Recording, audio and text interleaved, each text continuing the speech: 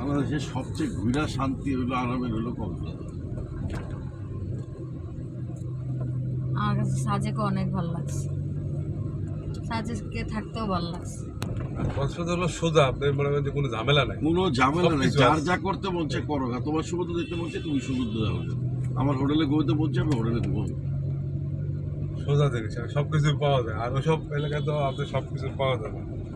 আর এই বান্দরবনে যে আমরা কি যে কষ্ট বাবা, জোকের কামড় খাই এক এক করে ভাত খাইতেছি। আপনারা তো ভাই থ্রিল পছন্দ, আপনাদের আবার বেশি থ্রিল। ভাত খাইতেছি মনে হয় যে জোক কামড় দিয়ে পড়ে গেল এত না বাবা, ভাতের মধ্যে। ঘোরার শখ শরীরের পাইছে মধ্যে না দাম আছে, এগুলো ৭১ একবার দিয়েছি আবার। একাত্তরে আমার যাই হোক, আমার বাপ চাচা না দিয়েছে তো একই তো কথা। আর ওরা চোখে দেয়। বান্দরবনে আমরা এক জায়গায় গেছি যে মনে হচ্ছে কেউ খাবার দিব না, বেচবো না, কিছু করবো না। আর আমারে তো 2 দিন পর পর আপনার ভাই পয়সা দিয়া দিয়া আরম্ভ আমাদের করে। খাবারও শেষ আর হয়ে আমি গেছে। যদি এখন ওই চোখ আর মুখরে দুদিন দিয়ে পর আসি, হিমোগ্লোবিন ডাউন।